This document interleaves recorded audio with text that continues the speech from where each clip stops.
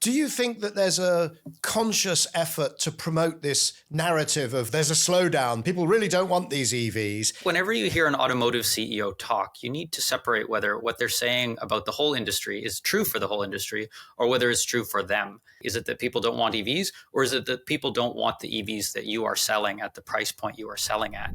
I think the US is absolutely in a manufacturing renaissance right now. And Inflation Reduction Act has pumped a huge amount of money into it.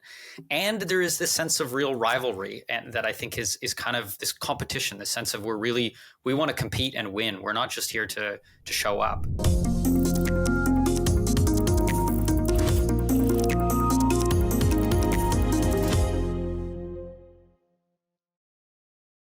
Hello, I'm Michael Liebreich, and this is Cleaning Up. No other aspect of the net zero transition sparks as much debate as the shift to electric vehicles. No other area touches consumers as viscerally. No other area is as politically fraught as car manufacturing.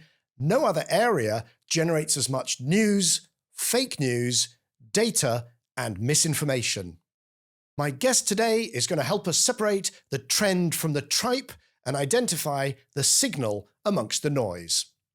Colin McKerracher is a former colleague of mine from BloombergNEF, where he serves as head of clean transportation.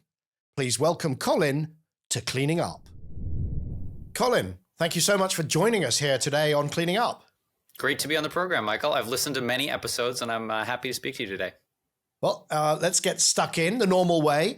If you could start by explaining who you are and what you do, but the short version. Yeah, my name is Colin McKerracher, and I run a group called the Clean Transport Group at BloombergNEF. So that's an analyst team that's looking at how do we clean up all the different parts of transport. And you are a colleague of Jenny Chase, who was on a few episodes back, who talked about solar.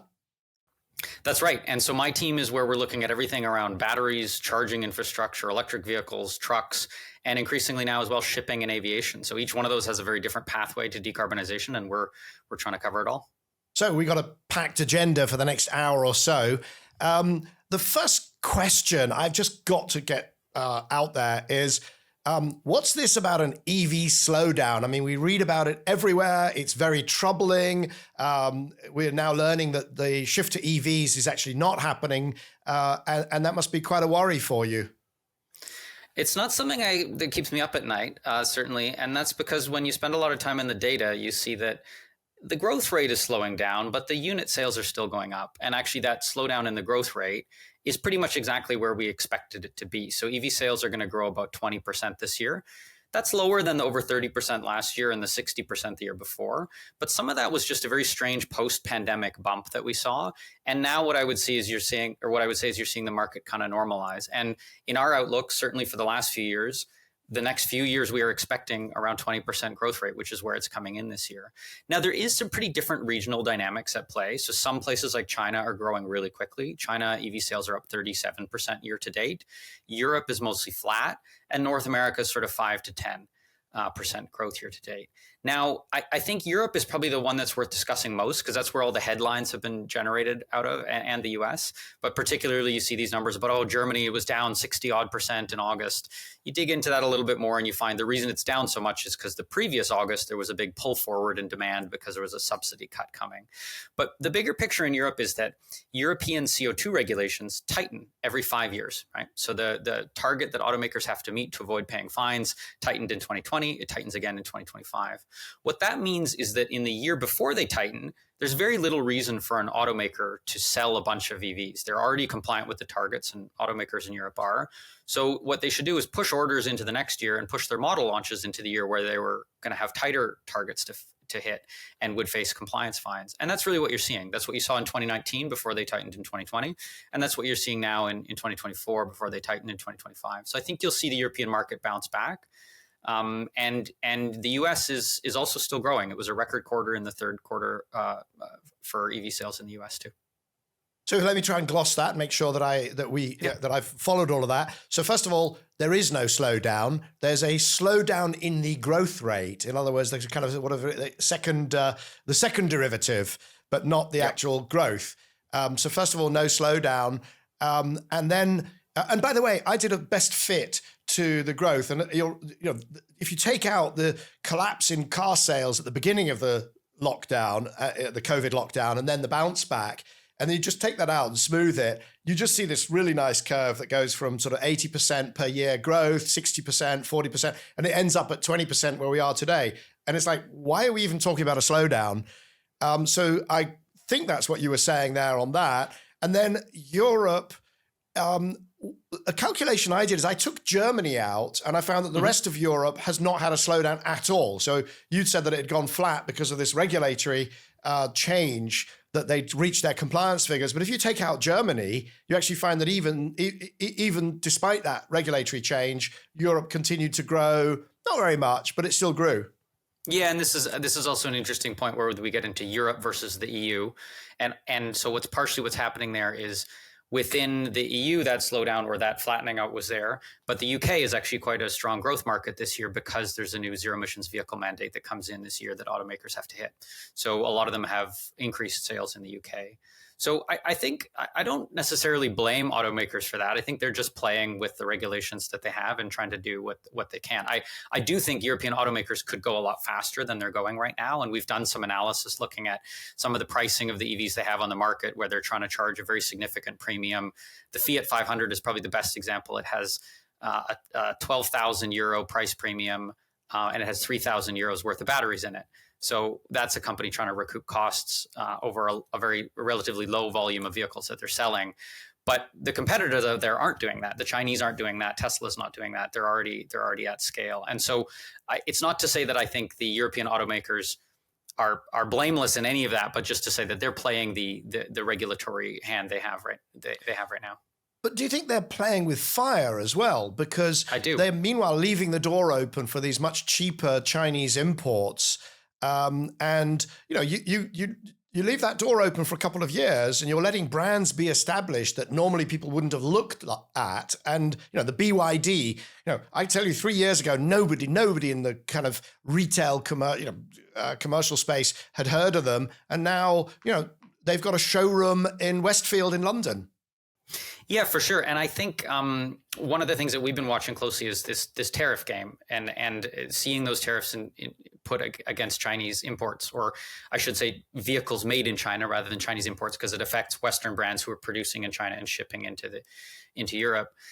I think for one, I think it's a bad idea. I think it'll hurt European automakers more than it will help them because the Chinese market is still very important to European automakers. They sell a lot of vehicles there. It kind of also just gives them a narrow window. If you think about that tariff applies to cars made in China and shipped to Europe. It's not going to be very long before BYD has a big production hub in Thailand that they could export vehicles from, or maybe it's Turkey, or maybe it's Brazil, or maybe it's producing directly in Hungary. So the Western automakers, the European automakers have a bit of a window, but they need to use it very, very wisely. And the noises I hear right now from a lot of them indicate they're not really using it wisely. A lot of them are arguing to sort of push back the CO2 targets for 2025 or to delay the 2035 target as well. And certainly what we see is that things are not slowing down in China. Things are not slowing down in emerging markets as well, where a lot of those Chinese automakers are now selling more vehicles. So I think it is a risky maneuver that some of the automakers are doing as they try and phase down the internal combustion engine vehicle sales, where a lot of them are still making most of their profit, and increase the EV side. It's a lot easier to be a pure play where you just say, we're going to make this work come hell or high water, or we're all going home. And that's what you're seeing is those groups have better clarity of mission, and they're gaining share in the market. So we look at the percentage of total vehicle sales that come from pure play EV makers. We include BYD in that, even though they sell a bunch of plug-in hybrids. Last year it was about 8%. A few years before that, it was 1%. This year it'll be around 9% of all global auto sales coming from pure play automakers. And actually probably be closer to 10% this year based on the numbers from BYD. So certainly that's a threat to the existing automakers. Do you think that there's a conscious effort to promote this narrative of there's a slowdown, people really don't want these EVs? Is it just that's what a whole bunch of commentators and that's what kind of on social media that people like to get stuck in and have a bit of fun, poking fun at the, owning the libtards sort of stuff? Or is it actually being promoted by a bunch of car companies that are explicitly trying to slow down, and maybe they're trying to push back these phase out mandates, no more internal combustion cars to be sold after 2030 or 2035. So are they promoting a narrative that says, but people don't want the EVs? Or is it just sort of out there in the ether? I think it's probably a bit of both. I think people who had certain priors see some information suggesting a slowdown, grab onto that and say that, and then trump it up a fair bit more. I also think whenever you hear an automotive CEO talk, you need to separate whether what they're saying about the whole industry is true for the whole industry or whether it's true for them. And they have a strong interest in conflating what they say about what they're saying about themselves applying to the whole industry. And so I think you have to look at that quite critically. Is it that people don't want EVs, or is it that people don't want the EVs that you are selling at the price point you are selling at? And certainly in cases where we've seen competitive pricing, we still see pretty strong demand. And again, that's where it gets important to do quite deep analysis and look at, well, what is the raw material cost? What is the battery pack cost going into one of these things?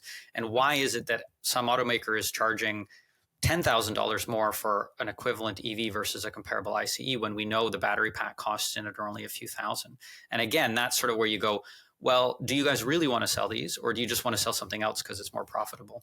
And so I think looking at the data and seeing EV sales continue to go up gives you some confidence that it's certainly not all doom and gloom. I think the only hesitation I have in saying like, no, it's all just made up on this talk of slowdown is that if we break out plug-in hybrids and battery electrics and break that down a bit more, what you see is that a lot of the growth this year is actually driven by plug-in hybrids and not by pure battery electrics. Now, even within plug-in hybrids, a lot of those are what we call range extended EVs sold out of China, where they have an onboard range extender, very small gas engine running in a constant cycle, charging up the battery. The wheels are always being powered by the battery, similar to the old Chevy Volt or BMW i3 Rex.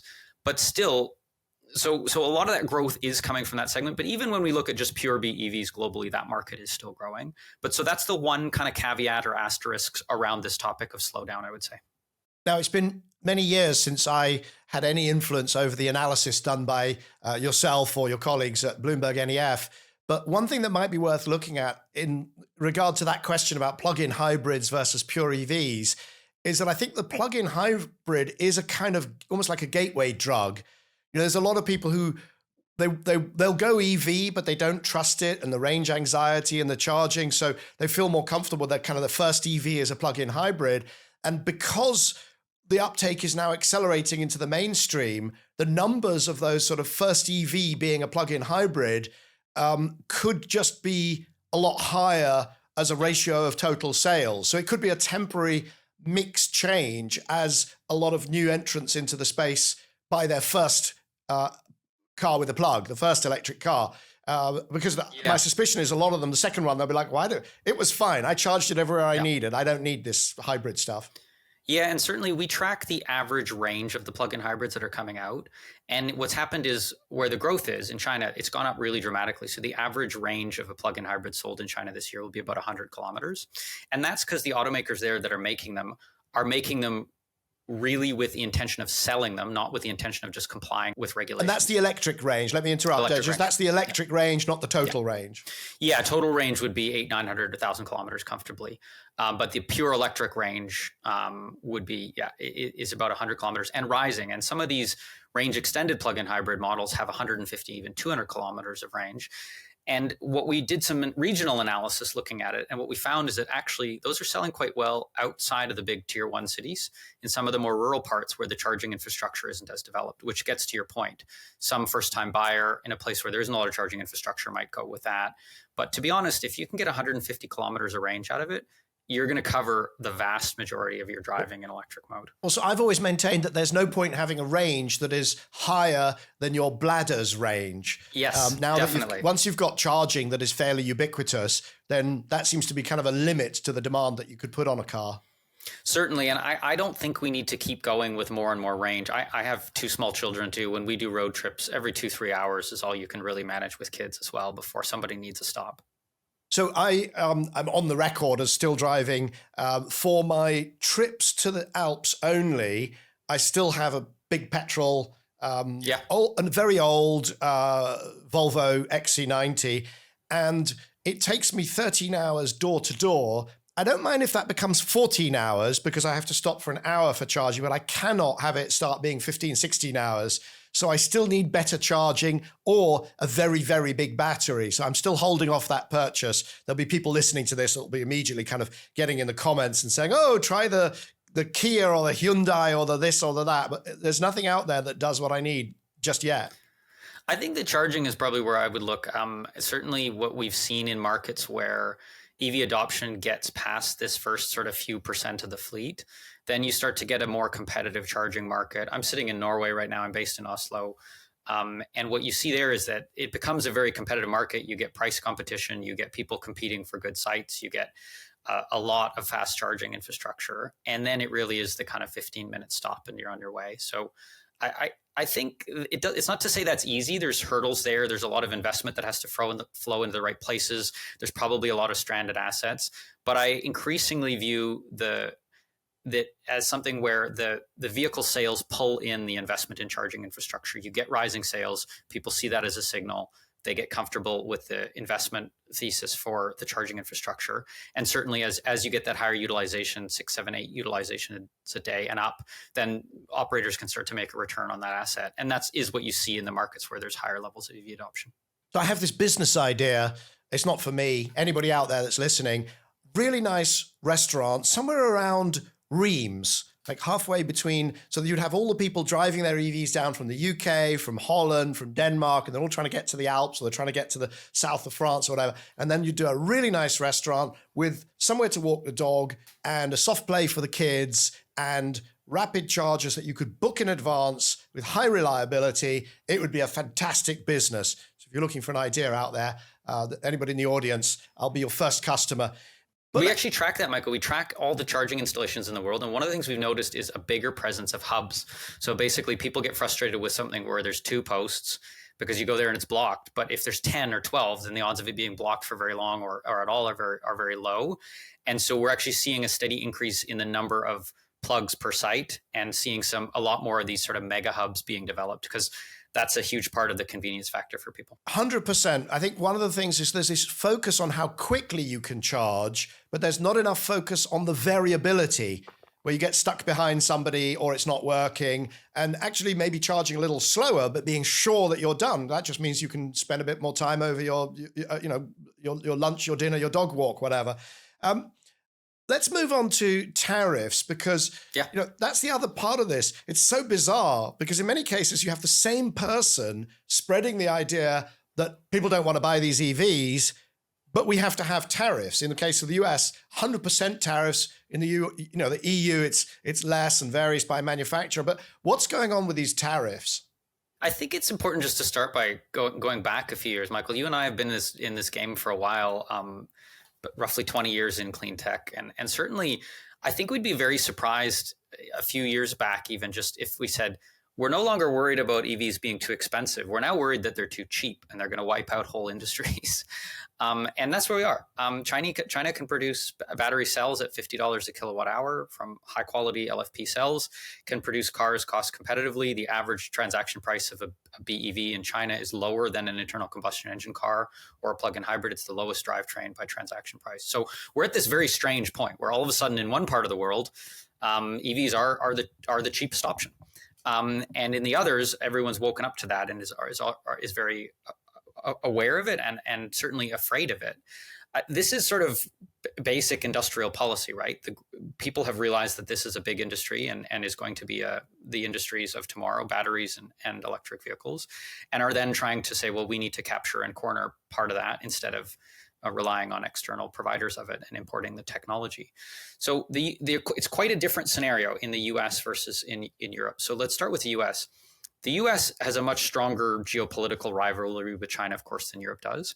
And it has put in 100% tariff and is saying, look, we don't want Chinese EVs coming in here. Nobody can compete with 100% tariff. That isn't based on any estimate of what their cost differences are or anything like that. It's just put in place primarily to show that the politicians in the country are being strong on China and to, in some cases, get votes from the auto lobby and industrial workers. In Europe, it's a little more calculated, let's say. So they, in theory, have done this exercise to go and say, how much state support are Chinese car makers getting? let's put countervailing tariffs equivalent to that on it. I haven't seen the methodology on exactly how they came to that. I imagine any study, you could probably find a different way to come to the final number. And there's some very hard to quantify things in there in terms of state support. But I think what they've put the tariffs on is, when we did the analysis, you can actually still, in some cases, import Chinese EVs into Europe and sell them and still make a profit, even with the tariffs that have been put on, because the Chinese production costs are so much lower. And it seems quite strategic that there's just enough pressure to or just enough level tariff put on to increase the pressure, keep the pressure up on European automakers, but not so much that it shuts the whole thing off. So I think what you're starting to see as a result of that is everyone's reassessing their business models, including the Western automakers who are producing in China and importing into Europe. And that's kind of we're in this state of flux right now where everyone's not quite sure what the right mix is going to be. I think in the longer term, or even in a few years, it is going to push more localization. You are going to see more of the European automakers re-onshore production, bring it back, say Volvo producing no longer in China for its EX30 model, instead bringing it into Belgium. You're also going to see some of the Chinese automakers set up shop. So BYD, we talked about, potentially NIO and others. But we've got in Europe, there's a range of different tariff levels, but they're up to, I think, 37%. And still, Northvolt, the battery company that everybody was, pinning all these hopes on for a resurgence or a big uptick in battery manufacturing in Europe, is in trouble. So, does that argue that the tariffs are not high enough, or that we simply can't make things in Europe? Or, what lessons do we take from that? I think the lesson I would take from that particularly is that it's just hard to stand up a new battery company from zero, from a standing start. Making batteries is really hard. It's a really highly precise, highly automated process. It's capital intensive. It's precision manufacturing. And the companies that are good at it, it's not like they just came out of nowhere and said, we're going to make EV batteries. They all made consumer electronics batteries for 20 years before that, and then worked into these other applications. So what I would say my thesis for a long time has been, batteries will be made in Europe, but they will be made by the groups that make batteries today, primarily the Asian companies, both Korean, Japanese, and Chinese companies that are quite good at it today, and will set up factories in Europe. And certainly that's what I think is a more reliable way to get jobs and investment benefit from the move to batteries than necessarily trying to stand up entirely new companies. It's not saying they shouldn't try, and they absolutely should try. And I'm cheering for some of those groups too, because I think it's great to see innovation and competition and homegrown talent. But as far as the bulk of battery production that comes in Europe, I think certainly a lot of it is going to be from existing battery manufacturers setting up shop here. But it's funny because you say that it's just too hard to start from scratch and make batteries. But some of these Chinese companies did exactly that. And so maybe it's just that it's either easier, or maybe easier in China to gather the skills or to get the money or to do something. But, some of these companies that are making batteries in China, 5 years ago, they were in completely different industries, or they were even municipalities or goodness knows what. Some of them, but the biggest ones have been around for a while, producing other types of batteries. So BYD, CATL, and others have been around producing consumer electronic batteries and have some heritage in that. And there's a question of producing batteries, and then there's a question of the talent pool for high precision manufacturing. And China does have a very good talent pool for that, right? There's a real ecosystem of all the logistics and all of the talent needed to scale that type of stuff up. Again, it's not to say no one can do it. I think there's no room for fatalism when we're trying to do stuff as fast as we're trying to do it around the energy transition, but just that we shouldn't ignore the advantages that existing incumbents have as well. Yeah, no, and I think that's where I was going, that, we have in Europe, we have ceded to China and to Asia the ability to do rapid high volume manufacturing at high quality. And I think it's much beyond just batteries. I think the question we need to be asking ourselves is, why can't we make anything in competition with China and Asia competitively? Is that changing in the US? Because we hear this, the episode with Ethan Zindler, the $500 billion of new manufacturing investment that went into the US as a result of the Inflation Reduction Act. Has that changed the weather? I mean, is that just people sucking up the subsidy, but then it'll go away again? Or do you think they're getting back into a competitive position in this space? I think they are. I think the US is absolutely in a manufacturing renaissance right now. And Inflation Reduction Act has pumped a huge amount of money into it. And there is this sense of real rivalry, and that I think is kind of this competition, this sense of we want to compete and win. We're not just here to show up. And you do have to admire that sense of American entrepreneurialism and sort of entrepreneurial zing to sort of say, no, we're going to go and we're going to do this and we're going to try and kick ass. We're not just here to be an also-ran in it. And then a huge amount of government money has helped. The Inflation Reduction Act is not matched equivalently in Europe because of the way Europe is structured, certainly, and it is really leading to this big industrial renaissance that your manufacturing renaissance that you're seeing, and that shows up in the numbers. We're tracking hundreds of billions of dollars of investment related to the energy transition as a result of IRA, and you're really just starting to see a lot of that stuff come online over the next 12 and 18 months. So I think the easy part of it in some ways is done, getting the money out the door. Well, I shouldn't say the easy part. Getting the politics to that point was quite hard. Then there's this phase of getting money out the door. And then we're going to find out, can you do it? Can you do it in the long term? Can you do it competitively day in, day out? And that, I think, probably is actually going to be the hardest part. I don't know. I'd love to get your take on that too, Michael. You've seen a few cycles of this. No, I think you're absolutely right. And that's the question. Will it stick? Because at the end of the day, if you throw money at something, you can build a factory. Even DeLorean managed, in some way to build it. Yeah. But the question is, can you make it stick? Can you create the industrial cluster? Can you create the skills? Can you form the capital, not just around one factory, but around the whole supply chain? And I don't know the answer to that. But if anybody's going to do it, the other thing that the US has, which Europe doesn't have, is cheap energy. So, this is something that also that very much concerns me. If China has got it still has cheap labor, but it also has cheap government money, and it has this kind of skill set around manufacturing. And then the US rebuilding that, but also has very cheap energy. And what does Europe have? It has these marvelous brands, but those brands, I believe, will only carry it so far. At some point, will you pay 3 times as much for a Mercedes or a BMW or a VW or whatever as an equivalent performing car? Well, certainly, yeah. So coming back to that question on energy, I completely agree. So when I look at, and this gets a bit beyond the automotive and clean transport topic, but when I look at the divergence in GDP growth or GDP per capita between Europe and North America, I think a huge amount of it is explained by cheap energy. Cheap energy is what's enabling a lot of industries to maintain competitiveness in North America and struggle with competitiveness in Europe. So I completely agree. I think I'm not willing, I wouldn't write off European manufacturing yet. I think you see more and more urgent calls, whether those are from the head of Volkswagen or Mario Draghi or others, to say, like, look, we've got a window here. We have to take action now. There's still hope there. There's still room to do things, but it does require bold leadership as well.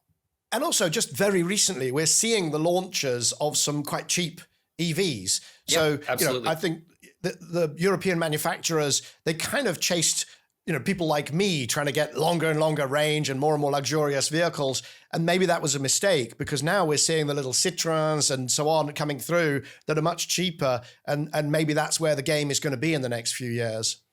Yeah, I completely agree. And again, I would come back to this point about, look at when they were timed to go out. They're timed to go out right as the regulations tighten and automakers would otherwise face fines. So that's not by accident. I think it's also interesting too, over the last few years, you see a lot of automakers try and sort of, the last decade really, and even a bit beyond, try and convince everyone that, nobody wants to buy small cars. And it was actually, what the statement there was really that we make more money selling big cars, particularly in the US. We make more money selling big cars, SUVs and trucks.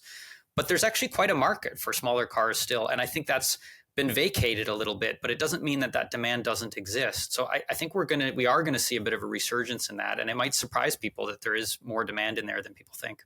I'm convinced it will, because the other thing is that bigger cars tend to be owned by people with bigger houses who have driveways or garages. And, I know as somebody who's also, my main car is an electric car, and we charge it up at the lampposts. And it's very easy and incredibly convenient, much more convenient, by the way, than going to a gas station. So I think we are going to be surprised that the rollout of infrastructure is not that hard, and that people will buy these smaller cars if they're cheap enough. It really comes down to that. Yeah, I agree. And I think what we've seen is that the behavioral part of it gets a little bit overblown in the commentary. What you see in places like Norway, again, not to use the Norwegian example too much because it's a small market, but essentially the government 10 years ahead of schedule made them cost competitive through taxation, just slashed the taxes and the CO2 fees on EVs. And that went, once they were cost competitive, people bought a lot of them. And so the big question from a global perspective is, can learning rates and the battery cost curve and technology do what the Norwegian government did 10 years ahead of schedule? And you and I are both pretty optimistic on technology changes. And my view for a long time, for a decade now, has been, yes, it can. And it will take time. It'll happen in different parts of the world. But we're nowhere near the end of how good this technology could get. I'm thinking of a slide that I was using back when you and I were still colleagues at BloombergNEF, and I was still there, saying, look, Norway is a postcard from the future, not because everybody's going to subsidize EVs to the level of Norway, but that by the mid-2020s, the EV becomes the cheaper solution. And it's the economics. Norway was done through subsidies and giving people access to bus lanes and so on. But everywhere, it's happening because of the economics. And I think, to be honest, I think we did pretty well on that one. I think so too. And actually, one of the other things that proves sort of the exception that almost proves the rule a little bit is that one of the places we have seen lower adoption is in the US truck segment. And that's really because trucks are really big and heavy. And to try and get enough range and enough performance, you got to add a lot of batteries, 150 kilowatt hours in some cases, or 200 kilowatt hours in some of these truck models that are coming out. Even with very cheap batteries, that's a $20,000 cost on the vehicle. It's going to be a long time before that's fully cost competitive with an equivalent large truck on the internal combustion engine side. Now, there may be other ways to skin that cat. There may be range extended ones where you have a 50 kilowatt hour battery. There may be a traditional plug-in hybrid with a slightly smaller battery. But just to highlight that the segments where we've seen the economics start to work, cars, you get pretty good adoption. And we're at 20% of global vehicle sales of all types now come with a plug. Now, when you say trucks, I think you were referring to US trucks, the sort of... I mean US pickup trucks, yeah. Please don't go anywhere. We'll be back right after this short break to continue the conversation with Colin McKerracher. Cleaning Up is brought to you by the members of our new leadership circle. So that is Actis, Ecopragma Capital, EDP Portugal, Euroelectric, Gilardini Foundation, KKR, National Grid, Octopus Energy, Quadrature Climate Foundation, and Wärtsilä. For more information on the leadership circle, please visit cleaningup.live. That's cleaningup.live. If you're enjoying Cleaning Up, please make sure that you subscribe on YouTube or your favorite podcast platform and leave us a review. That really helps other people to find us. Please recommend Cleaning Up to your friends and colleagues and sign up for our free newsletter at cleaninguppod.substack.com. That's cleaninguppod.substack.com. Each year, you produce the BloombergNEF EV Outlook. You've been doing it since, probably it's going to be a decade or more than a decade. Yeah, a decade. And what does it now say? Because here we got, China at 52% EVs. Norway, of course, is already essentially only EVs. Europe at, 20-something percent. US at 10%. Where does it go? What does this look like? Yeah, so we see kind of pretty steady growth this decade, around 20% per year for the rest of the 2020s. That gets you to around 45% of global vehicle sales being electric in 2030. So a little over double where we are today. Obviously, the rates change depending a bit where you are. But markets like China, or certainly the Nordics and some parts of Europe, much, much higher than that. But markets like North America or some emerging markets significantly lower than that. And then basically by the time you get to 2030, then you have fully cost competitive vehicles in every segment in every country. So while you get fully cost competitive vehicles without subsidies in quite a few of them in the mid 2020s, there are some segments that are quite cheap in some countries and it's harder for EVs to compete. That takes a little bit longer. But within 5 years, you're at fully cost competitive in every single country in every single segment. And then you're just sort of playing out the S curve. And we derate that a little bit based on the building stock in some countries. So in places where there's a really high percentage of apartment dwellers, we say the adoption rate there is a little bit lower than, say, a place that has a lot of single family homes with a driveway. But overall, you're then getting to about 75% of global vehicle sales by 2040, 15 years from now, being electric. And by about 2035, we're saying there's no more plug-in hybrids in the mix. There's a few more, but they sort of die out. And then by 2040, that's full battery electric. That's the economic transition scenario that we produce. Of course, there's a much more aggressive scenario that says, what do you have to do to stay on track for net zero? And that would be you have to phase out combustion car sales around 2035 in about 5 years, between 2035 and 2038. But that's kind of where it lands. There are many more aggressive groups out there who've made outlandish claims over the years about how we're going to get to 100% by 2025 or 2030. I like to say we've been a consistent voice in this industry. Colin, I can't let that go without mentioning one particular forecaster, Tony Seba, who said that by 2030, 95% of all vehicle miles driven globally would be in an electric vehicle, self-driving. And those are the sorts of outlandish and frankly completely absurd forecasts that I think you're referring to, right? Yeah, and just to not only pick on the outlandishly optimistic side, I should also say groups like OPEC put out extremely pessimistic EV adoption outlooks that said they'd only be a few percent in 2040. So I think you can safely kind of throw out the top and the bottom as having some vested interest in the outcome when you look at comparing all those different forecasts. And certainly it took a while, but we've seen that's what sort of played out. You can safely say those early OPEC outlooks were completely wrong. You can also say Tony Seba and others claiming that 100% of car sales will be electric by 2025. That's a few months away. Also wrong. Right. And personally, whilst I like the net zero scenarios, I pay much more attention to your economic transition, or I think the IEA's current policy setting scenarios, because at the end of the day, these mandates to ban people from buying internal combustion cars, I personally just think they're going to be politically too hard, and in a way they're not necessary. The fact that they're even discussed sends the signals to industry, to home builders, to the power network people and so on. So you kind of get most of the way there anyway. Yeah, there's a risk of us violently agreeing on too many things here, Michael, but I'll definitely say that's one of them. I think phase-out targets are important. They send a signal, and I think the policymakers and the activists who've pushed for them have done a good service to sort of help create a policy framework that people then know where the direction of travel is. But I think as you get close, they get very hard to enforce. The political capital you have to expend to tell someone you have this money, it's your money, and you cannot spend it on this thing is quite high. You have to spend a lot of political capital to do that. So I think what you end up hoping for is you get close enough that the supply side of the market does the rest for you. So once you get to 80, 90% sales, then the people who are selling them start to say, well, this line is no longer worthwhile for us, and we're just going to drop it. Because I think actually forcing that last little bit out it feels like an infringement for a lot of people that they're not willing to stand for. And I think we've seen that in all sorts of other sectors, black and white televisions. You could still buy one, but why would you? And all those sorts of things. Let me come back to those numbers. If we just recap. So that is, so we are now at about 20% of all sales globally. What you're saying is 45% by 2030.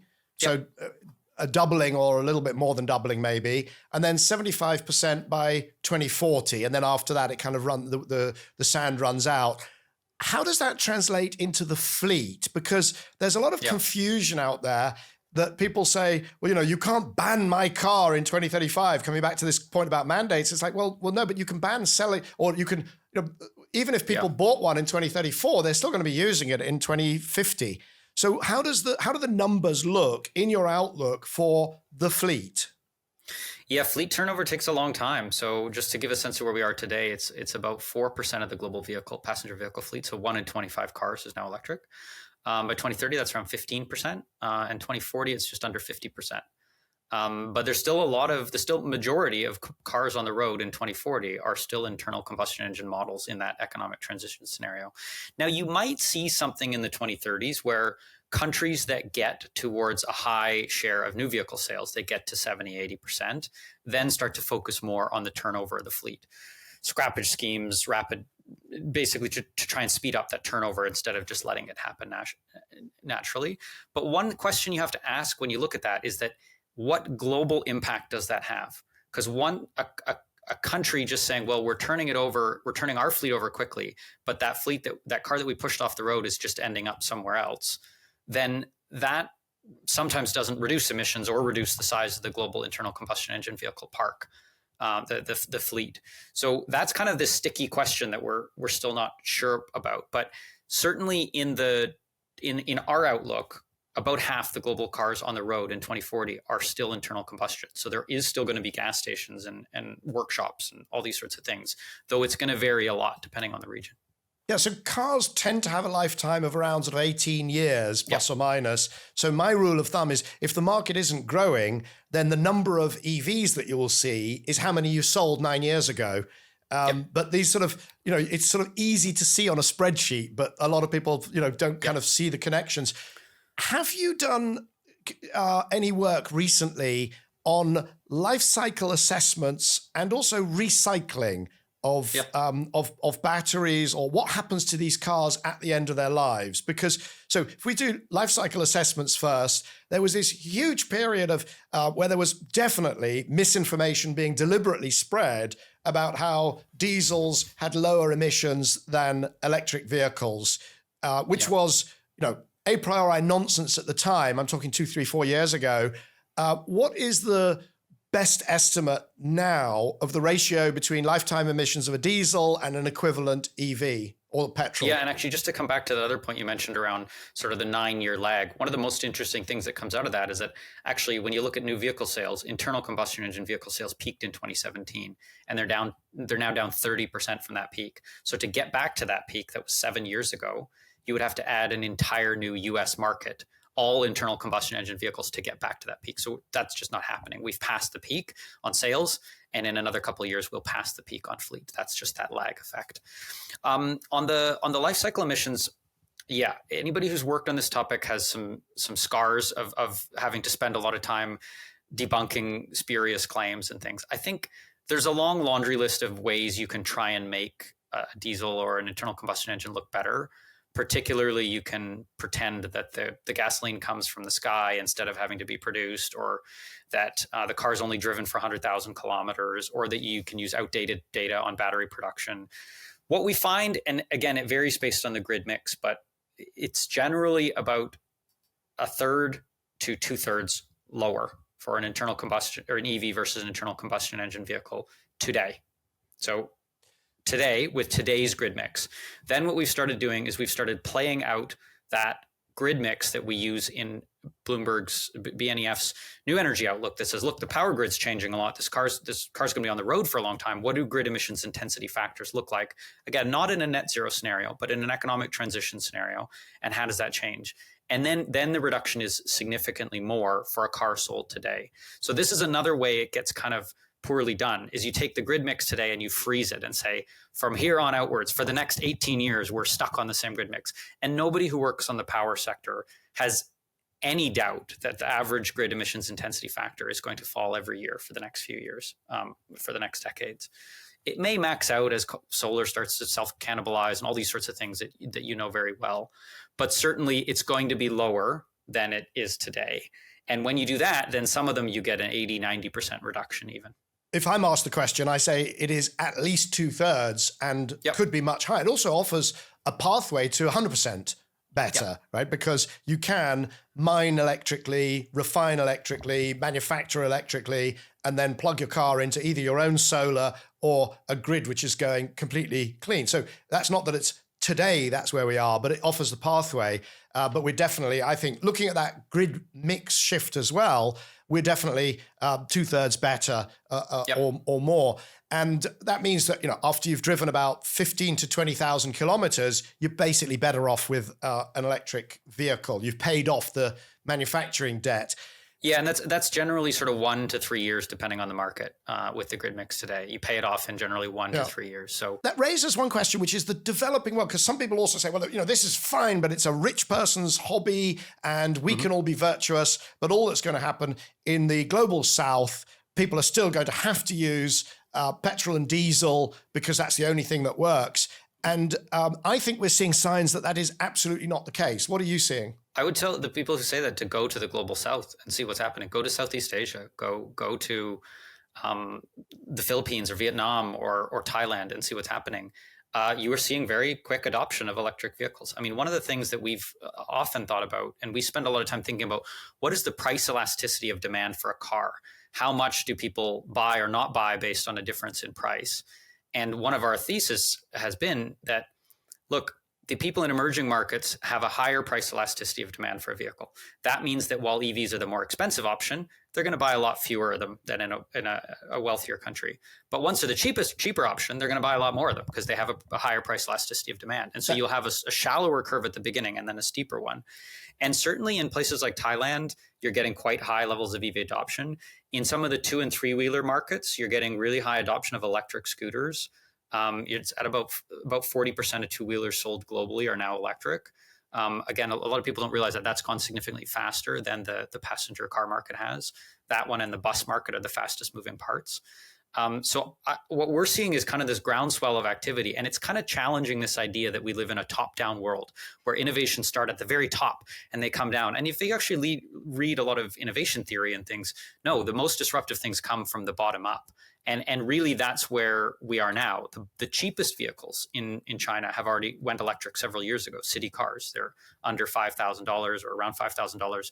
Those city cars went electric very, very quickly. 2- and 3-wheelers now are now going electric very quickly in different countries. We live very much in a bottom-up world, not a top-down world. Yeah, and that makes total sense that in a price-sensitive market, that the flip, as soon as you get cheaper, that the flip will be much cheaper indeed. And in the episode with Jenny Chase, she talked about how suddenly there's, 11 gigawatts of solar going into Pakistan and it's not grid connected. And so it's funny, we've been talking for decades about, is there a spiral of doom for grid connections? And we kind of decided that there probably isn't because it didn't really materialize. But if people are putting solar on their roofs, cheaper than connecting to the grid to drive their air conditioning and their appliances, and then they can buy a cheap solar 2-wheeler, 3-wheeler, or even a very cheap car, then you may never see this demand hitting the grid. Yeah, I think people expecting higher levels of electricity demand. There's this big wild card about AI and data centers and things, but I think a lot of the nuts and bolts things that have driven electricity demand, at least on the residential level, are going to disappoint for a long time. One of the things we're looking at right now is battery manufacturing capacity globally and in China. And just as a reference, last year, China produced more batteries than the entire world needed. So China production was higher than global demand. And right now, the overcapacity there is quite extreme. The average utilization rate has fallen below 50% for a battery plant. What that means is it's turned into a buyer's market, a lot like solar, where the producers are going around trying to find any application they can to sell any volume they can into. And that's led to this convergence where you see some of the smaller battery segments start to get the prices that only the higher volume segments were getting before. So it used to be that, okay, you're Volkswagen, you go and get a certain price because you're buying real large volume because you're producing passenger EVs. Now some of those prices you can get for smaller truck makers or for smaller residential energy storage providers. So those costs are kind of not just coming down, but converging towards the bottom as it switches towards a buyer's market. And I think you're going to see, alongside Jenny's boom in behind the meter solar, you're going to see a huge boom in behind the meter storage as well. Indeed. And of course, that behind the meter storage could be used to smooth out some of the charging peaks, which segues us very nicely onto a topic that I want to cover, which is big trucks, HGV trucks, because we're also seeing some very interesting movements. And, I have to put up my hand and declare an interest. I've created a business called Pragma Charge, which is about HGV charging in ports and logistics hubs across Europe. And I can tell you, from the inside, the numbers are very interesting and the interest in it is very interesting. Yeah, and we just put out a big white paper on the state of zero emissions trucks called "The Time Is Now," and basically saying that this is happening. This has sort of been bubbling along for a while, but there are now a lot of models out there. We track 500 different commercial vehicle models, and they're moving up the weight classes. So you're starting to see these kind of 500 kilometer range ones launch. In theory, the Tesla Semi does more than that, but most of them in that kind of up to 500 kilometers. We're starting to see pretty attractive economics in the urban and regional duty cycles. So yeah, as you say, some closed sites at ports or steel facilities or mines or even within cities going around. Heavy duty long haul, the economics are still a bit more marginal. But I often think when people try and understand how technologies are going to diffuse, their mind often jumps to the hardest application. And no technology starts with the hardest application. It starts with the easiest one. And it matters a lot more that you have an easy one that then gets bigger, and then you jump to another easy one that gets bigger, and you have these sort of growing niches. And that's what you're starting to see on trucking right now, is growing niches that are then improving the technology and enabling bigger niches to be unlocked. I couldn't agree more. The hardest is the stuff that will get left till last. And, the easy stuff, which is last mile. And, when you talk about your 500 models, a lot of those will be last mile delivery vans, Yep. and, the little ones. In fact, Andy Palmer talked about the Nissan, I think it's the 2000 that Yep. he was behind the development of. But, then it goes up to the 3.5 tons and so on. But when it gets to the very large ones, I can tell you what we discovered. And we did this based on getting thousands of lines of truck movements, the weight of the cargo that they were carrying or the weight of the freight, the distance, the temperature, whether it's uphill and downhill. And the stuff that starts to make sense, now or nowabouts is the middle range. For those big trucks, they're too expensive to have them sitting around doing last mile or very short distances. If it's very long distance, then the battery has to be too big and it's too expensive. But if you're doing, let's say, 100-kilometer drop off and return, and you can do that twice in a day, and then you can do that with 10 or 12 trucks, so you can amortize the infrastructure over enough vehicles, I can tell you the economics start to look very attractive right now, very, very attractive. Yeah, and that's certainly something we're seeing too. So I mean, and we're seeing a real pickup in the sales as a result. So it starts in China. About 6% of heavy and medium truck sales in China are now electric. That's pretty remarkable from near zero a few years ago. I think the other thing that I often think of with these is we tend to view the way these things are used now as fixed, but that way they're used now is a function of the engines that were in them and the fuel that was in them.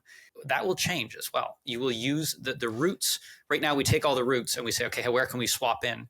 But at some point, other groups will start to say, well, look, this is the portfolio of really cheap per kilometer trucks we have. How do we change the routes to get the lowest fuel cost? That takes time, but that will happen as well. That's absolutely what we're contending with PragmaCharge, because what happens is you have these trucks that are doing 100-kilometer routes regularly, and then every so often the dispatcher will say, oh, can you go up to wherever and grab a pallet of whatever and then come back? And it's a 600-mile journey, easy with a diesel, but impossible or very difficult with a battery.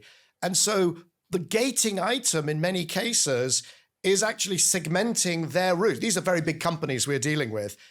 They've got very dense and extensive route networks, but their software doesn't say, well, these trucks can only do this length and those trucks can do whatever. By the way, if anybody thinks it's not happening, they need to come and talk to me, particularly if they're a freight company, because we'd love to have that conversation. Yeah, definitely. I'm pretty optimistic on that too. I think the big thing when I look at the trucking side is what's holding it back from going even faster is concern or uncertainty around the residual values. It's hard to separate actual residual value concerns with perceived concerns, right? What we know is that the batteries are working well and they're lasting a very long time.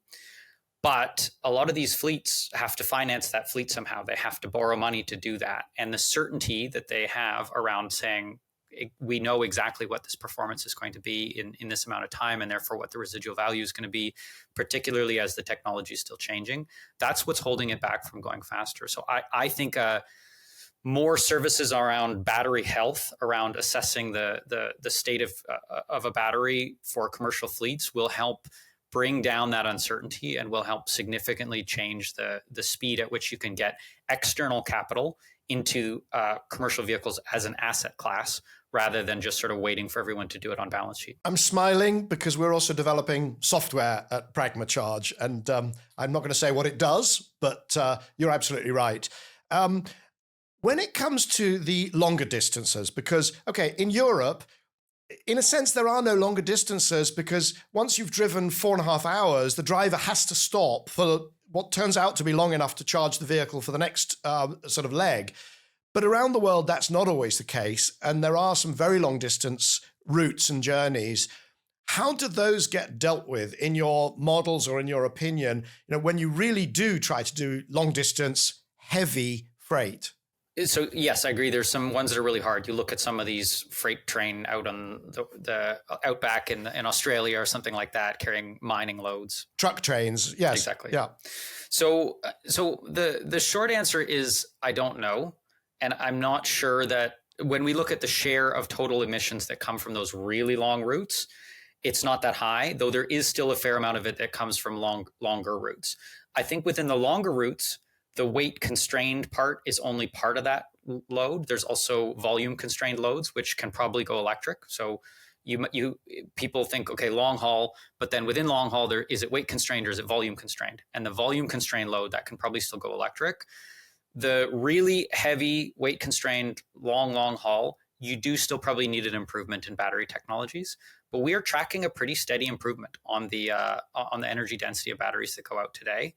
And so I just, in my mental model, that last 10 or 20% of the trucking market, I just sort of say, well, we'll have better batteries in the future. When we try and force it according to a certain time frame, like when we look at that net zero scenario, we do put some hydrogen fuel cell trucks in the mix, just because it says the brutal math of getting to a zero emissions fleet by 2050 says, okay, you got to force everything new to be ready to go. So we have some hydrogen in the mix for heavy duty weight constrained long haul in a net zero scenario. We did so brilliantly, Colin. We did so brilliantly. We got nearly an hour in, and we haven't used the word hydrogen, which I was very proud of. But you did it. You broke our duck there. But I guess I'm not. My line is not to say there will be no hydrogen in trucking. It's just to say that the use cases kind of get constrained and they get harder and harder over time because batteries get better or people change their operations. And of course, at some point, if you really wanted to do either the Australian truck trains or, in your own native country, in Canada, if you really wanted to drive across Canada in the middle of winter with a huge heavy load, that's going to be really hard with the battery. But why wouldn't you just use a biodiesel or biofuel? If it's really down to that small number of cases, why would you go to the brain ache of something really, really complicated like hydrogen? Yeah, I think costs is kind of where I tend to agree. We try and look at the costs, like, look, what is it going to cost? And the delivered cost of hydrogen to at a pump is still going to be quite expensive. So then it has to be pushed forward by policy on both the sort of supply and demand side. And it's not to say that we won't have any of that. I think we will have some of it, but just that it will be the backfill, and hydrogen and batteries will do the bulk of the heavy lifting. And that's what you see in China right now too. The one place where you're starting to get significant uptake of electric heavy trucks. The 80% of them are electric, 90% of them are electric, and there is a small amount of hydrogen going in as well. Interestingly, there's also a small amount of battery swap going in too, as a way of saying, okay, well, sometimes you need to change quickly. When you change quickly, do you want to build an entire new refueling infrastructure for hydrogen down to that place, or do you want to swap the battery? Now, I think fast charging batteries in a booked DC fast charger that can go up to a megawatt, you have a slot that you've booked at a site as you plan your route down a big 10T network or similar shipping trucking lane.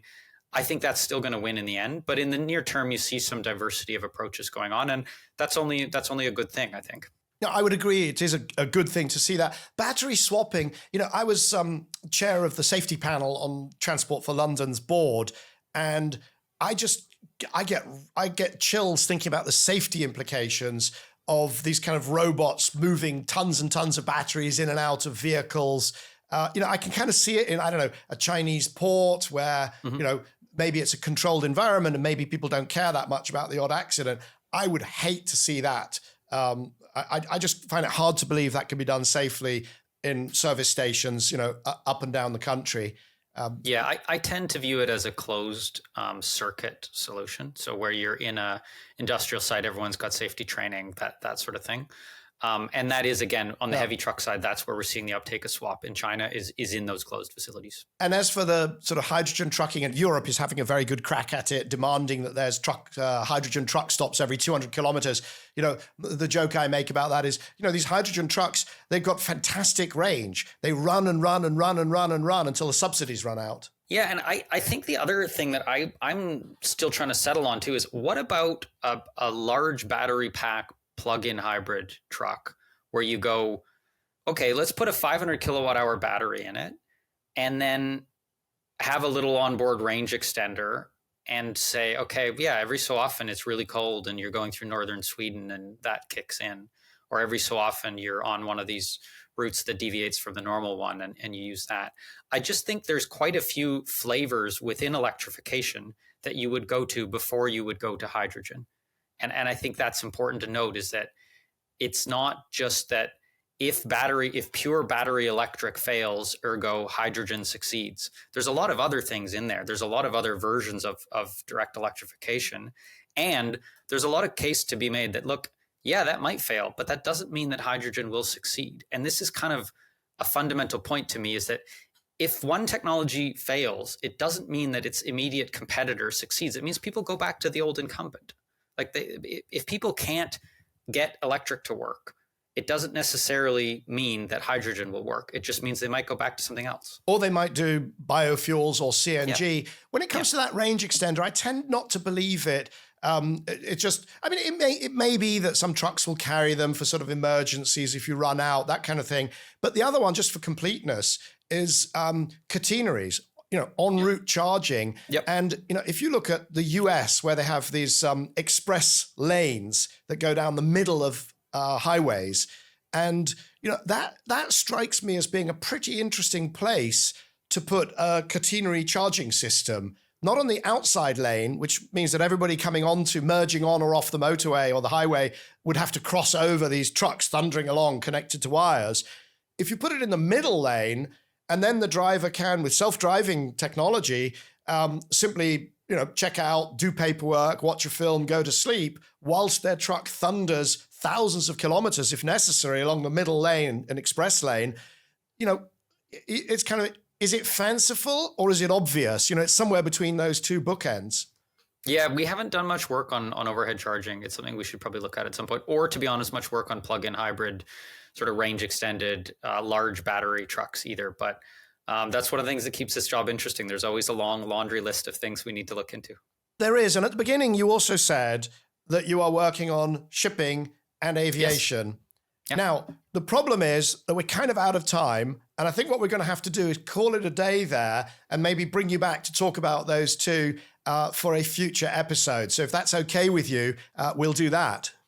That sounds great, Michael. And that's an area we're just building up a lot of coverage in this year and into next year. So happy to return and compare notes on what we're seeing on that on shipping and aviation as well. Very good. I look forward to that. It's been for me an absolutely fascinating. I mean, it's we have agreed a lot, but it's always good to do a kind of tour around these issues and see what the state of the art is on modeling the uptake and so on. So it's been absolutely great and a pleasure, as always, to talk to you. Yeah, you too, Michael. Really nice to speak to you about all this. So that was Colin McKerracher, Head of Clean Transportation at BloombergNEF. As always, we'll put links in the show notes to episodes that we mentioned during our conversation. So that's Jenny Chase, episode 173, The Solar Revolution, Past, Present and Future. Dr. Andy Palmer, episode 178, Slowdown, What's Slowdown? And last week's episode, Ethan Zindler, episode 181, Can $500 billion help the US catch up with China? As always, I'd like to thank the production team behind Cleaning Up and the members of our leadership circle. Please join us this time next week for another episode of Cleaning Up. Cleaning Up is brought to you by the members of our new leadership circle. So that is Actis, Ecopragma Capital, EDP Portugal, Euroelectric, Gilardini Foundation, KKR, National Grid, Octopus Energy, Quadrature Climate Foundation, and Wärtsilä. For more information on the Leadership Circle, please visit cleaningup.live. That's cleaningup.live. If you're enjoying Cleaning Up, please make sure that you subscribe on YouTube or your favorite podcast platform and leave us a review. That really helps other people to find us. Please recommend Cleaning Up to your friends and colleagues and sign up for our free newsletter at cleaninguppod.substack.com. That's cleaninguppod.substack.com.